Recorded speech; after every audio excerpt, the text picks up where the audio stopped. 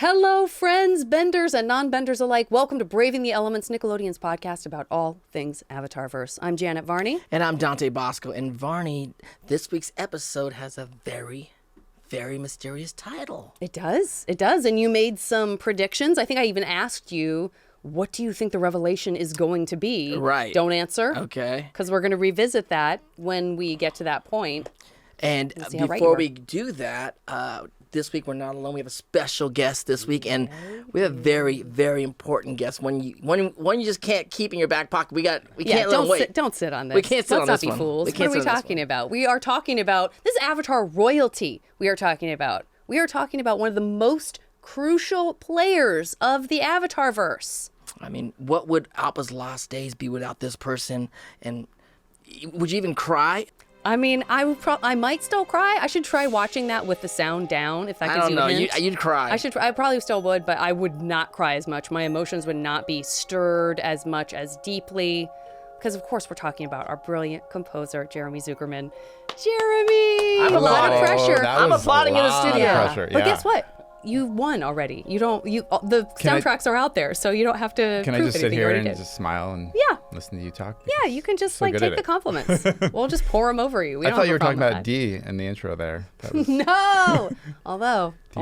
also very important. Very important. Very important. Crucial. Actually, the last time I saw you, I saw D, both of you guys together at the Avatar concert in LA at the Kodak Theater. Yes. It So was much fun. Pretty wild. D was amazing. Yeah, his performance was so epic. Oh my gosh, Yeah. that was very exciting because I Very didn't special. know Yeah. until I got there, because I'd seen it in San Francisco. What we're talking about is the Avatar. Well, you know what? You might get the chance to see it. We don't want to spoil it too much. Right. But D. Bradley Baker does a very special, very fun, Yes. and beautiful, No spoilers. and But emotional thing in that the was show. special. That was like Oh, a it was. one-off. Oh, that was only for LA? That was only for LA. So Well, we don't then want we to. won't spoil it utterly, Maybe it'll but happen just again let's say somewhere. he did perform. He did. Like actively on stage, he performed And on it that was show. amazing. Yeah. He And it was came wonderful. out for the encore. Can we have the encore song? Because it's not going to happen anywhere else. Well, we can, because I want to actually bring that up, because there's something special going on with that. So we can talk about that. Let's talk about it right now. Go ahead. Okay, so one of the most beautiful and wonderful moments in a very beautiful and wonderful live show is the song Cave of Two Lovers. And D, of course, reprises his role, and it's just an amazing version, and it's everything that you want it to be. It's everything that you want it to be. It was phenomenal. Don't fall in love with the traveling girl. She'll leave you broken heart. Hey, river people. Extended version, actually. Extended version. remix. It was an extended remix of the song. D, I'll tell you the little story about like his vocals, because when it tours, we use recording of D, and I sent him the materials, and it took a while to like figure out all the legal stuff to get it to him, and it was like kind of tricky for some reason. It wasn't a D at all. Yeah. There's just so much red tape and people and blah blah blah. Yeah. And we got his recording the night before I went to London for the premiere of the concert. Yeah. So I was editing it that morning gosh. and then got on the plane. Wow. That's intense. And it was so good. And he hadn't done this voice. As far as I know, he hadn't really done the voice in 18 years or something? We're nomads, happy to go wherever the wind takes us. And he'd done it once. Yeah. And he tapped right into that character, and it was incredible. And he did all these ad-libs and things, and it's so impressive. I don't know how he keeps all that stuff in there. I don't know, but I will say this. Youth might think it's been 18 years, but we've done a con or two with D. Oh, yeah. So he revisits. Okay. Because Yeah, he he's revisits. such a crowd pleaser, and we always force him to. Secret tunnel. We're always like, shall we sing it? Good. Let's sing it. We got you here. But let me ask you this. I don't know if you're prepared for this, but we have this information. I'm pretty sure you have this information too. But if you can't see the concert, but you want access to the amazing soundtrack, unless I'm mistaken, I'm pretty sure Avatar: The Last Airbender Book 2 Earth music from the animated series is being released on July 25th. On all major streaming platforms. Really? So you don't have to be there in person. You can enjoy that anywhere you are, anywhere you stream. And if you can't wait long enough So for book 2 July has not been 25th. out. Only book 1 has been out? Yes. That's right. That's right. Mm-hmm.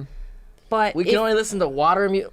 So fire music's not out? just get over No. it. We gotta wait for the Fire Nation to attack. You guys, I didn't know that we weren't available yet. Sorry. I know.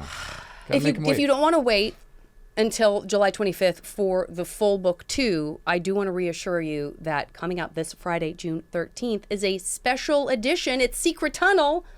It's coming out. It's going to be available on all streaming platforms. You're going to hear it. It's going to drop. The single Secret Tunnel is going to drop. Let's get it to number 1, you guys. The Secret Tunnel singles dropping. That's amazing. Yeah. Secret Tunnel. So how about that? Yeah. How about we just burst out with some exciting news as we're talking about the original series and the amazing music? I mean, I gotta start DJing, and I gotta put that in my set. You know? Yeah, you do. Are I you gotta put that kidding in my me? set. I wanna hear that. That's crazy. Heck yeah, absolutely. I mean, my first time was seeing the show was in LA, and I was blown away. For people out there that have not seen the show, I'm sure people have heard about it. It's an experience musically, visually, emotionally. Yeah, it's beautiful. It's crazy. What I really love about it is like, it's the social sort of environment. Like it's an Avatar gathering. It kind of makes me think of like The Dead a little bit. Yeah. Like Dead shows, and it's like really about like the community. The community, exactly. Yes. And that's like what I feel. And that was something I didn't really like think about like in the early days of putting it together. And it's like, yeah, of course. It's like all the Avatar nerds can get together. We can all get together and share a love of it and nerd out and Cry together. Geek out, talk about all kinds of stuff. It's such a warm sort of environment. It's the best. Yeah, It's the best. It's cool. All that being said, we are here to talk about The Legend of Korra. Yes, we And are. one of the things that came up very early on when there was all the buzz about the show, it had been announced and people knew it was happening and what can we expect, what's going to happen, and people were very interested in what the music was going to sound like because people, as they should, deeply, deeply love and have a very strong connection to the original show's score. And people, I feel like we had to have played some of it at one of the early San Diego Comic-Cons when little bits and pieces of things were being released. I don't know, maybe not. You don't think? I think I remember being there the first Korra, like I guess con discussion or whatever. They were just showing like it was before anything had come out, and they were showing like character design and things of that sort and art. Yeah. So there wasn't any music yet. Okay. Yeah, I don't know why I was there. It is interesting because to assure everyone that you were involved, so they didn't panic. Yeah. We jump into the future, and there's different music things coming into the show. So what's that conversation like when Yeah. you find out that it's happening? I'm sure you're having those conversations with Mike and Brian. Yeah. Like what can you remember sort of what came to the table when those Yeah. Brian, it's usually Brian will have like a very specific concept. Mm-hmm. And I think he likes to think of music that way, like start with an idea, like sort of something that didn't exist. And with Avatar, it was like, using non-Western instruments and like see what happens, Right. Just exploring the timbres and things. Yeah. And then with Korra, it was like sort of jazz as if it had started in Asia. Watch where you're going. Whoops. Sorry about that. Excuse us. Coming through. And exploring that kind of idea. So cool. So that was the time period of like the 20s, and early 100%. jazz. Yeah. And that was really interesting. So I got to sort of study some of the early jazz stuff and listen to some of that and, try to understand it. And then I worked with this great ensemble. I was going to ask Chris about that 'cause Tedesco it and sounds so his good. group. And I just made these charts for them. And then, the thing with early jazz is you would have these like chord progressions and the melody, and then everything else was sort of improvised around it. Yeah. So Awesome. it's not necessarily even solos, like, it's more just like around the melody, there's all these sort of textures of improvisation. Yeah. Right.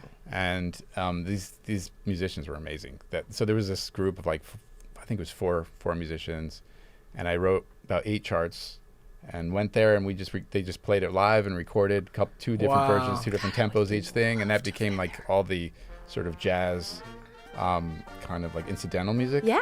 I really love it. And then we had Hong Wang, who's an amazing Chinese multi-instrumentalist who plays all over the Korra score. We recorded some Erhu and to sort of give it this other layer.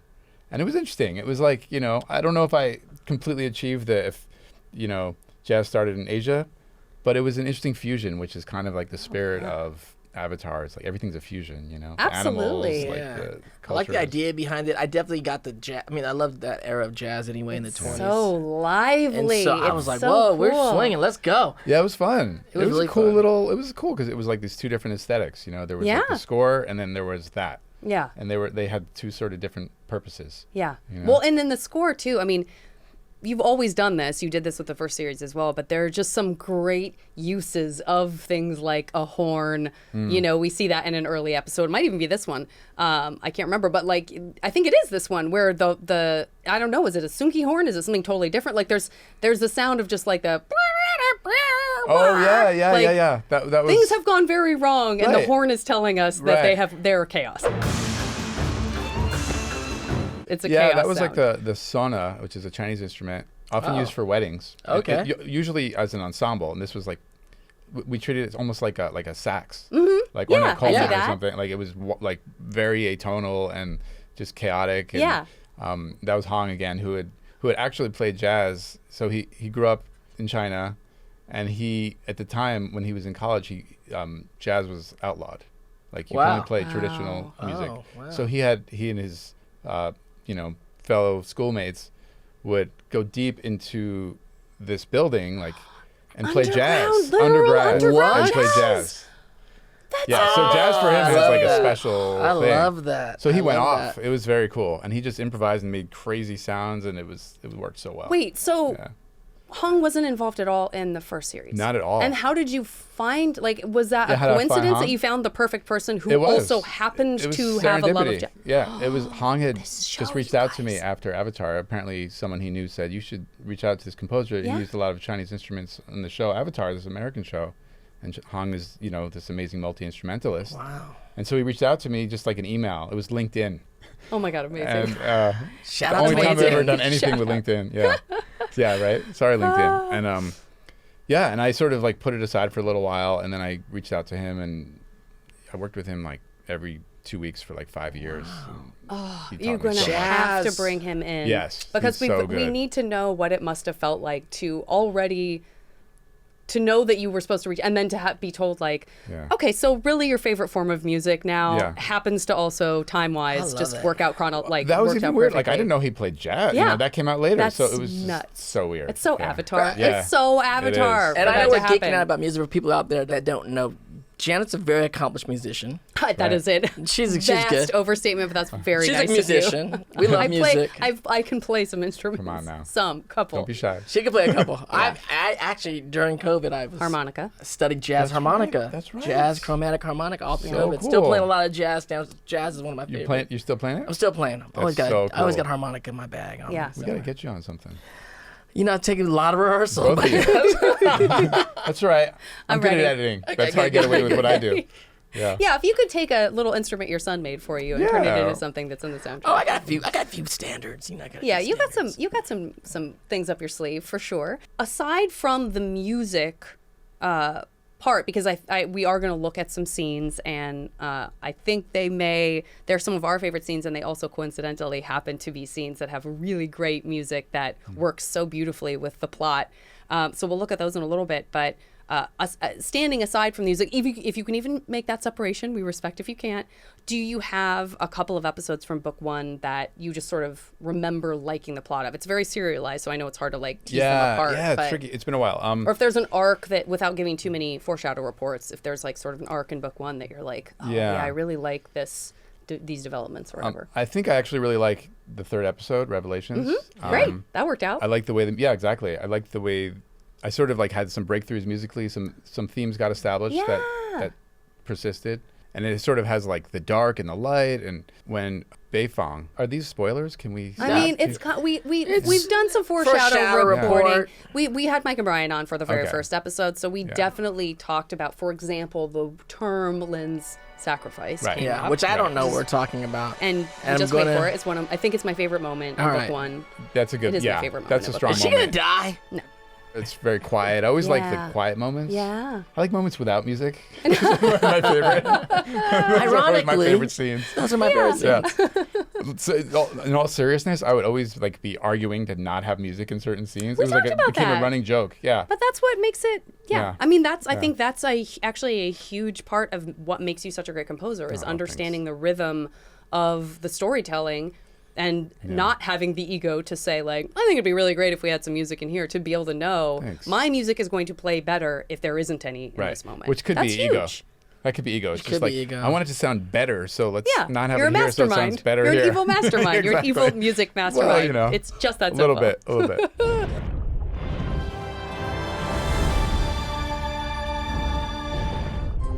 Got a get-rich-quick scheme and need a quick and easy disguise? Worried a fake full beard will look too serious? Sounds like you need a Wang Firebrand Whimsical Mustache. From the makers of Sokka's authoritative beards, Wang Fire's Whimsical Mustaches will conceal your identity while bringing an air of lighthearted fun to every scheme.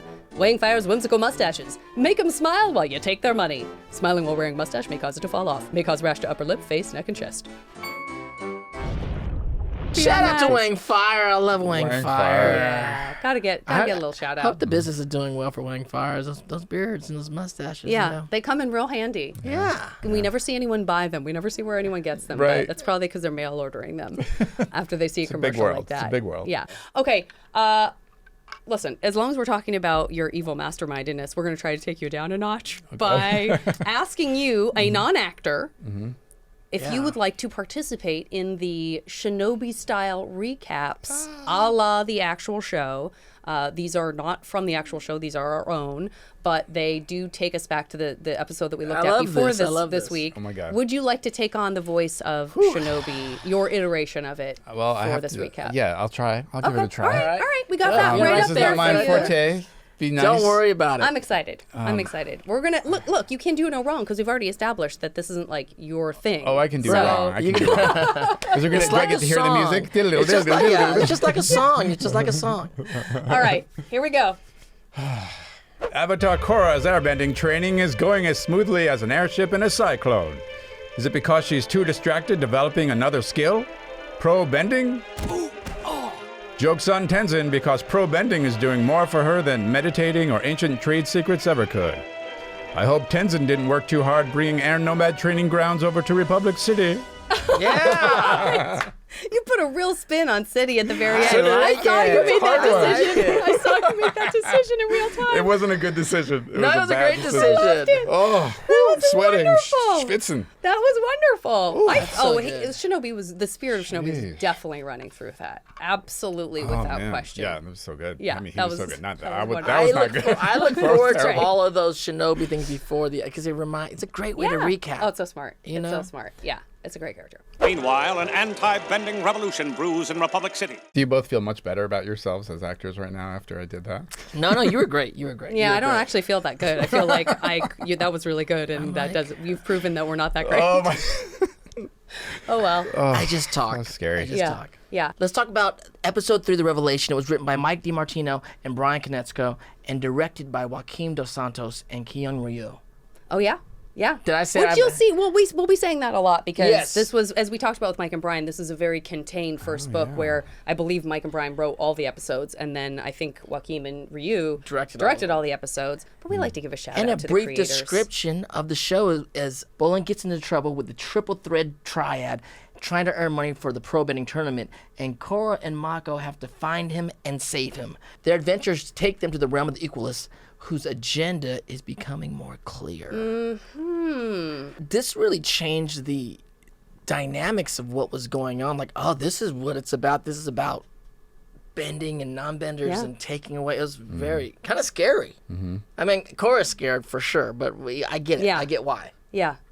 Well, and it sort of starts out, you have Korra getting this kind of release and this sort of way of understanding airbending better in this sports environment where the stakes are, yes, they're very high for a pro sport, but they're not the height of, okay, we have gangs Saving the in world yeah, and, we like, have all gangs in stuff. the city, we have Right. the Equalists, we have, what is that going to be all about? We have these protesters, we have people saying that all benders are misusing their powers and that that's too much and that they can prey on people too easily. So here she had this sort of escape from all of that in a sense, I think, and then it's all entangled, right? Because you have Bolin and Mako having come from a more impoverished background and having connections to gangs that are then influencing what the Equalists believe and what their goals are. So it's kind of impossible to escape. It becomes clear, like, no, if you're in Republic City, you're dealing with this stuff. Right. Like, and she's so naive coming from the small. So naive. Right. She's a country girl. yeah. Yeah. Yeah.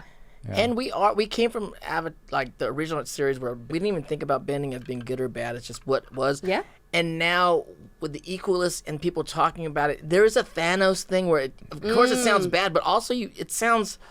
I get it. Yeah, I totally understand why there would be pushback on, especially since the gangs are being run by vendors. Yeah. You know, so you're like, they're not wrong. Yep. This is just it's very complicated. It's very complicated. It's very complicated. It's definitely complicated.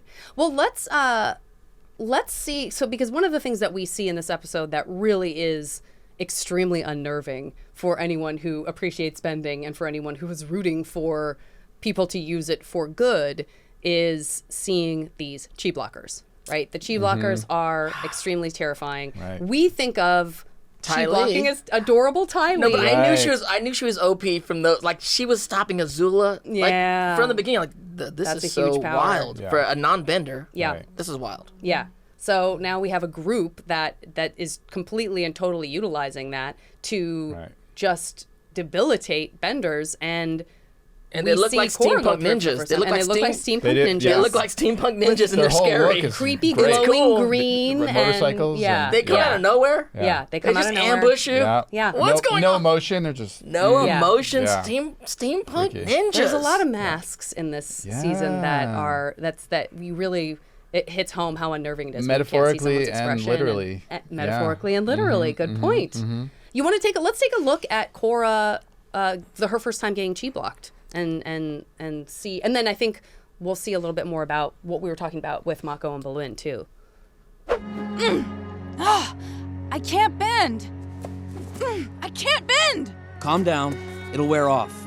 Those guys were chi blockers. They're Amon's henchmen. Amon? That anti-bending guy with the mask? Yeah. He's the leader of the Equalists. What do they want with the triple threats? Whatever it is, it can't be good. I can't believe Bolin got himself into this mess. Mako, we are going to save your brother. I promise you that. Oh, that music. There's Hong music. Hong of the Ditsa. It's beautiful. Oh my god. You get to ride Naga around town like a horse. It's so heartbreaking, that music. Got Appa Lost Day vibes, like going around the city looking for something. Oh yeah, a little callback. But where? I have an idea. The string players too are fantastic. It's the way it swells is so just so amazing. Yeah, I get guess some of that thirsty. water. Yeah, get some of that. They become friends so quickly, and it's so great. Equalist protester over there. And you think they'll know where Bolin is? It's our only lead right now. I always like the sensitive moments. Your days in the park. Those are like my favorite. So, why is Bolin running around with the triple threat triad anyway? Well, we used to do some work for them back in the day. What? You can see how like judgmental she is because she's so sheltered. She doesn't get it. Yeah. She's so black and white. Yeah.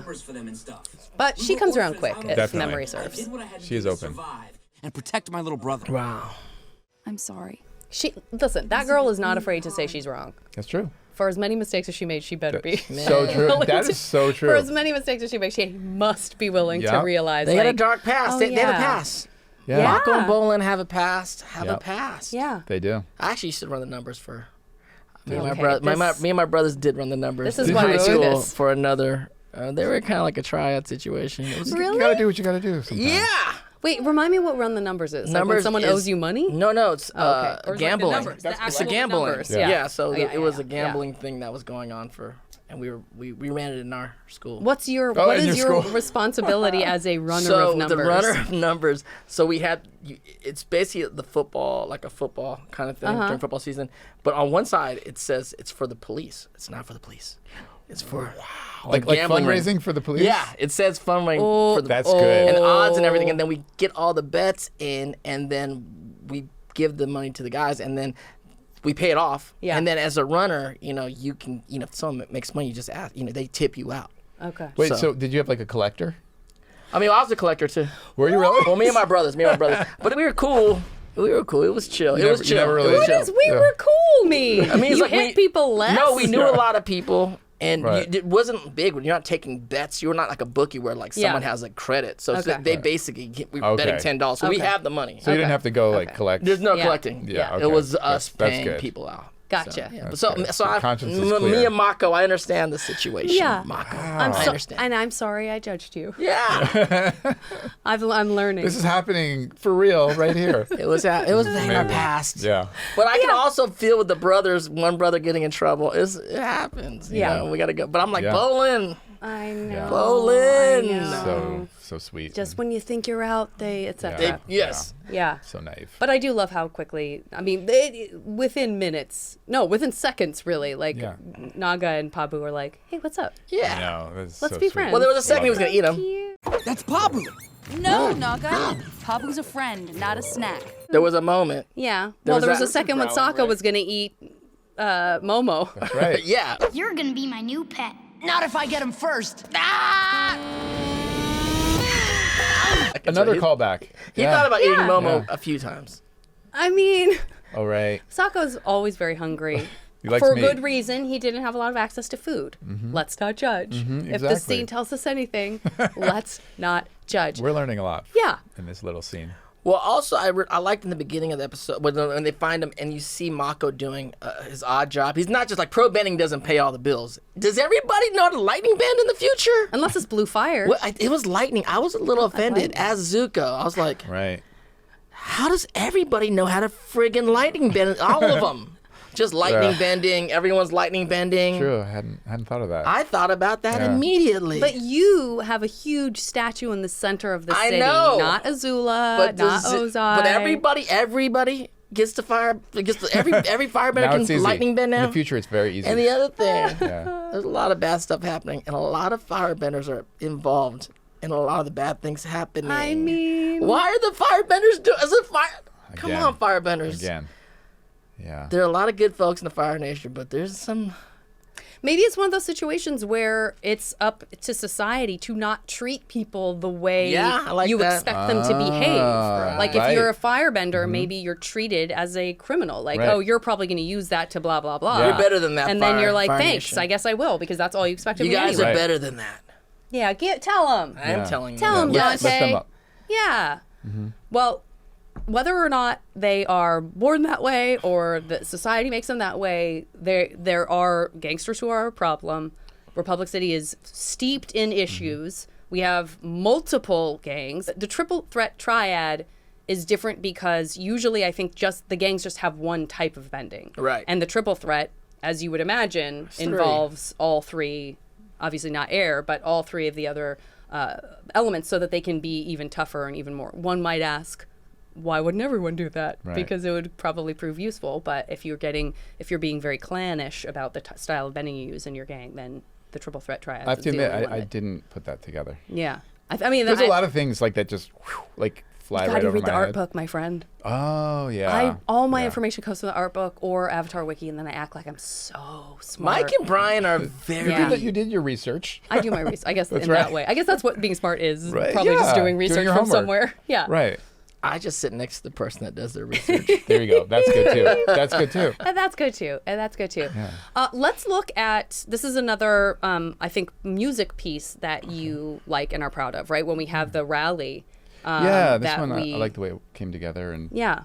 Yeah. This one is a very like string-oriented cue, and this I didn't really talk much about the string players, but they're fantastic as well. It was a trio, and we were very limited in budget, so the way we recorded was really interesting. We'd have to like stack in groups of three. It was violin, viola, cello, and so if I wanted like the sound of like an ensemble, I'd have to write in a range that worked for all of them, so they could play in unison. So I might have like. There'd be layers, like there'd be some kind of like rhythmic layer maybe, and then if there was a melody layer, that would be an overdub, and that could be like all of them playing together sometimes. Okay. Sometimes it would just be one person or something.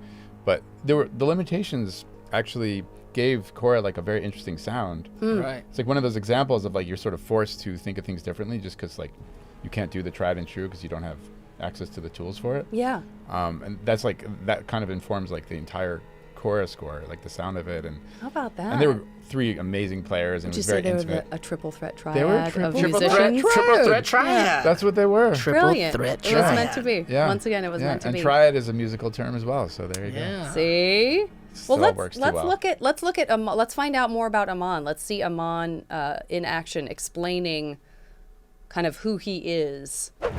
My quest for equality began many years ago. When I was a boy, my family and I lived on a small farm. We weren't rich, and none of us were benders. This made us very easy targets for the firebender who extorted my father. Why a firebender? That's what I'm talking about. But this is what's so interesting about this. That firebender took my family from me. Then he took my face. Ah, so now we're associating him with Zuko a little bit. Yeah, a Like, little oh bit. no, Zuko Little went through bit. that. Zuko's a hero to us. Avatar has recently arrived in Republic City. Okay, settle Well, down. booing, Simmer down, booing, everyone. booing. Simmer down. Tell you that bending brings balance to the world. But she is wrong. The only thing bending has brought to the world is suffering. It has been the cause of every war in every era. But that is about to change. I know you have been wondering, what is Those strings are so foreboding. Oh, about to get your answer? Amon's theme was fun. It was a combination of, strings and live instruments and computer music stuff. Really? And these like pitch percussion, pitch Oh, down cool. low, and doing these sort of patterns, these strange Yeah. patterns, these unpredictable patterns. And it was kind of like his sort of like what's underneath. Yeah. You know? Oh, the storm underneath, Yeah, like yeah. the boiling. Like Yeah. sort of complexity underneath of who he is and what is he really. You Yeah. see one thing on the surface and there's something else Oh, going that's on. brilliant. The power to take a person's bending away permanently. I also love, just a quick shout out, we talked about it very briefly with Mike and Brian, but their influence and their love of like Korean masks and Japanese masks. And that mask is so great because it's so scary to me, but when you just look at it on its face, you're like, yes, it is stern looking. It's beautiful though, but it's a too. beautiful It is, it mask. really and it's is. not, you could see that being a hero's mask. Right. For So sure. it's very well designed because it Sure. isn't a thing where it's just like, immediately you're Right. like, oh, that's bad guy. He's like bad cackling, guy. and Yeah. and But the wild Exactly. thing Yeah, too yeah. is like he states the purpose of the whole first series is to get the world back in balance, and he's saying he's ushering in right. a new era of balance in Yeah. the world, which is again it makes wild. everything very gray and wild, and you're like, Yeah. I know what you. I don't. It's Yeah. But isn't that what like dictators do, right? They like I guess they like so. promise something good, right. right? They're not going to say I'm going to like destroy the world for you. I'm going to make this a better place, and like all the things that are wrong in your life, I'm going to fix, Yeah. right? And that's why it works so well. And they scapegoat, Yeah. and in scapegoating, some kind Firebending, of they're yeah. firebending, or the benders in this case, Benders. all All benders. benders. That's right, all It's benders. always like let's That's scapegoat firebenders. one group. The problem with all of our ills Right. is whomever. Right. Choose a Absolutely. group. yeah. Absolutely. And I think we actually will see that if we take a look for our last clip at the kind of exchange that Korra and Tenzin have at the end of the episode.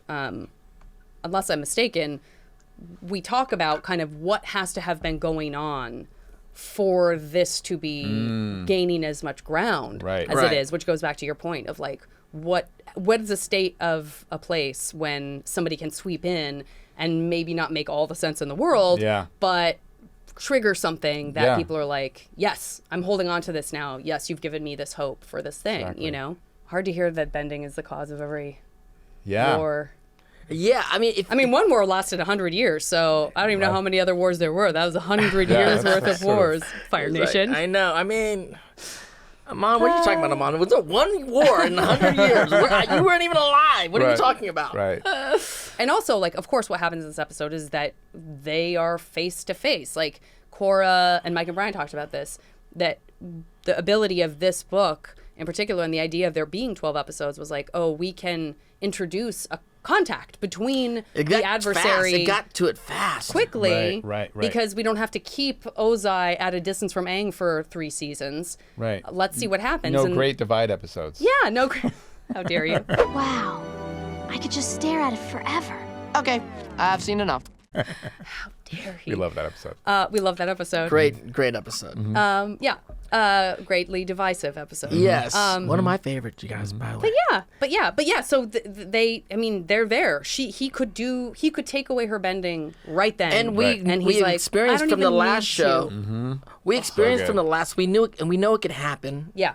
And I was like, is she gonna? I was watching. I was like, is this series about her having no bending skills? Right. That would be crazy. Yeah. That would be crazy. That would be crazy. And then he doesn't, which makes you feel some type of. He felt strong. It was a strong. That was a power strong move. choice. It's a power move. And also makes us think of Aang, just like you said. Yeah. Like, Right. once again, Like, maybe he's not so bad. Yeah. Maybe this, right. Like, maybe this is what it was all about. Maybe Right. Aang being able to do that was all about what the may not be lion bad, except for turtles Steve want. Bloom Maybe this sounds is a so bad. natural. Right. Yeah. Except for Steve Bloom sounds so bad. That's true. Oh, so bad. But in such a cool so way. good at being Not in like bad. a trite way, you know? Yeah, not, 100%. Not the easy way. Like, He's playing that stuff underneath too. He's got Yeah. the simmering music Yeah. under the surface as But well. it's belittling the Avatar. Oh, I know, it's so Isn't belittling. it To be like, you know horrible? what? I'm gonna let I'm you not live, gonna you do little it. flea, yeah, you you're little nothing. ant. Yeah. Yeah. Isn't that? How did you feel about that? Let's take a look. Let's take a look at it, and I can revisit how horrible it was. Yeah. The Avatar, that's her. Let her go. She's the perfect messenger to tell the city of my power. Ugh, gross. She's just a tool to him. Yes. Hate it. It's very calculating. Hate it. Thank goodness. I was just about to send out a search party. Are you all right? Korra, what happened? Did you find your friend? Yes, but I was at an Equalist rally. I saw Amon. What? He can take people's bending away. For good. That's impossible. Only the Avatar has ever possessed that ability. But I saw him do it.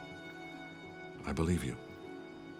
I don't know how Amon has achieved this power, but this means the revolution is more dangerous than ever. There you go. Right. I really appreciate how Tenzin believed her right off the bat. Yeah. Yeah. That was good. And I think he says this more in a different part, but where he's like, wow, for this to even be taking hold as much as it is, things have got to be Right. worse than I thought. Yeah. I understand now why you need to stay. Republic City does need you. But it needs me too. But also think I'm not defending Amon. I'm just saying. Bring it. If you happen to get the power that is your power, is to take away someone's bending, there's got to be something in your mind goes, the reason why I have this power has to be Yeah.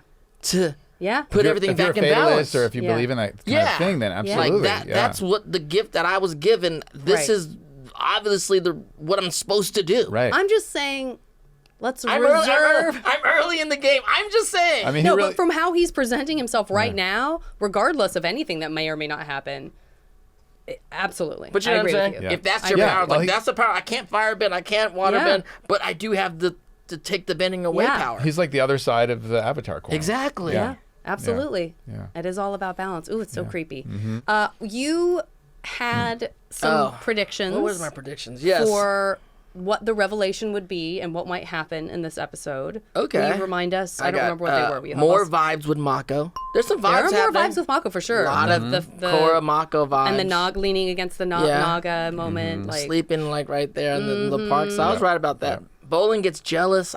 he didn't have time to get jealous because he got zinged away. Little brother, bro. What are you doing? Ow. Yeah. What are you doing? You just got caught up. And then she begins to airbend. No airbending for her.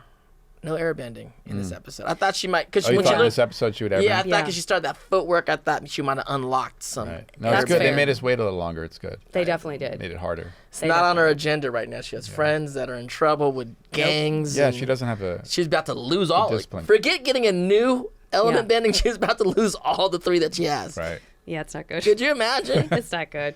Yeah. It's not good. But I do want to give a quick shout out to Bolin, the whole Bolin moment, because we don't get to spend very much time with him this episode, but we do have a classic Bolin moment when he's like, it's cool, I can earn all of this money by just taking Pabu out and putting on a little show on the road. Right. Oh yeah, he was busking. With his mustache, Oh, and then Pabu's cute little outfit. Come on, come on, see Pabu the fantastic fire ferret as he crosses the ladder of peril upside down.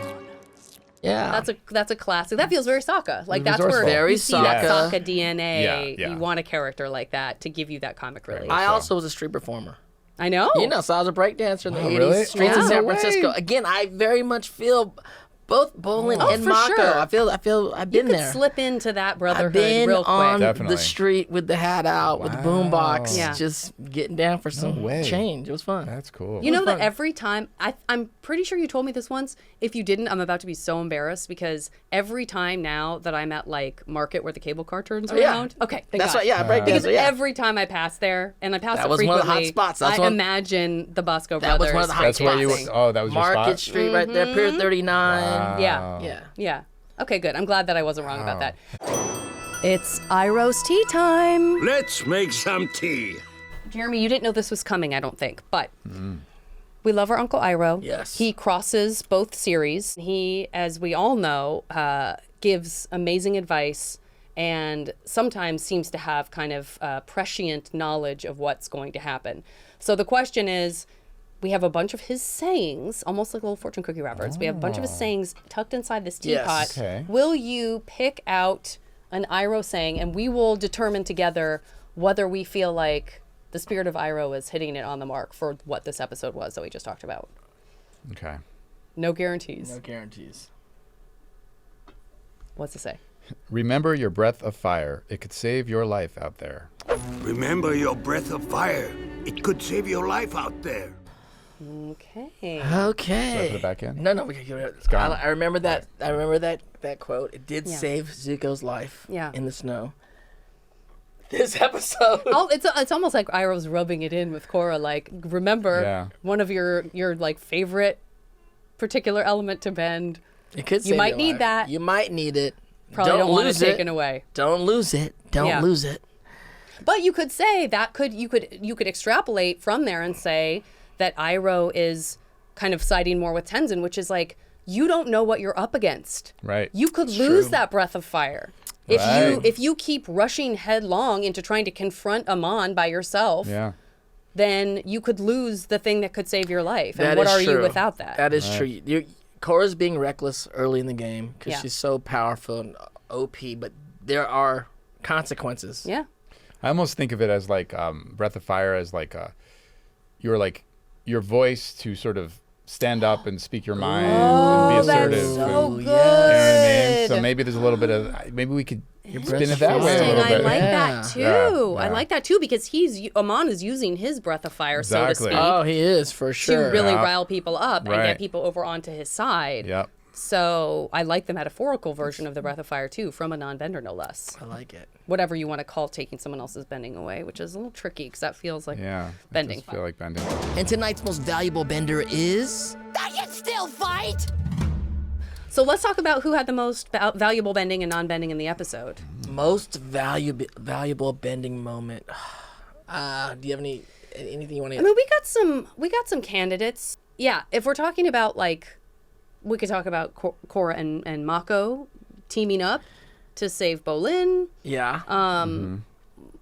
I don't know. I mean, there's a lot of bending in this episode is just like frantically trying to beat the Chi Blockers and not having as much success as you would like. Yeah, like the bending doesn't seem to have so much of a role in this episode as some other ones, right? The Chi Blockers are not scared of any bending. They're not scared at all. I mean, Yeah. is that crazy? Yeah. It's like people got guns and we're like, we don't care about guns. Right. Yeah. We'll just move out of the way of the bullet. Yeah. Yeah. I find it fascinating and I'm so scared of these steampunk ninjas. This is a scary episode for us to be like, we don't even really know where the valuable bending comes from other than one moment where it's like they managed to just barely get Bolin free. Right, they're just bending because out of necessity. Out of necessity. But then if you want to talk about who is the most valuable non-bending, all of a sudden we have all of these characters who are like manipulating people and using their skills and their technology, like the Chi Blockers, to unhand benders and to block their chi. And I even love the part where this is definitely non-bending, but I love when Mako like figures out that 4 flyers make a map. Bingo. That must be where it's going down. Oh yeah. To try to figure out where that is. I love that. Too. Yeah, I like that scene a lot. Like they probably never would have. How would they ever have gotten to the point where they could bend to free him had Mako not been like, hold on. Yeah, I guess that's the best for the heroes. For the heroes. What about Naga? Naga. Does that count? Does she count as a non-bender? Yeah, absolutely. Yeah. What about the bending? I mean, that's literally all I have for you. I'm sure if you disagree with us, let us know. Yeah. I'm sure they're really maybe showing we're us in this show so far the bending's not that important to them. I mean, it's almost like in this episode we're supposed to start to wonder if bending is important. I think that's maybe part of. Yeah. We're supposed to sort of be like, is it really important? Is it a good thing? You know, is it a good thing? I don't know. I'm scared about the next questions. episode. Yeah. I mean, I think that's kind of like a little bit of a hot take. Is like this is an episode where we're starting to question the value of bending. I mean, what is more of a hot take when you're talking about the Avatarverse than like, I don't know, is bending that great? Yeah. So we're gonna have to see how this unfurls. My prediction is, you can't really tell the future. What do you think the voice in the night is going to be? Well, okay, so my predictions for episode 4, The Voice of the Night. Number 1, Mako and Korra, I still feel something brewing. Still feel something brewing. Number 2, Mako is going to tear into Bolin about how to get himself into that situation. Because what is he doing, bro?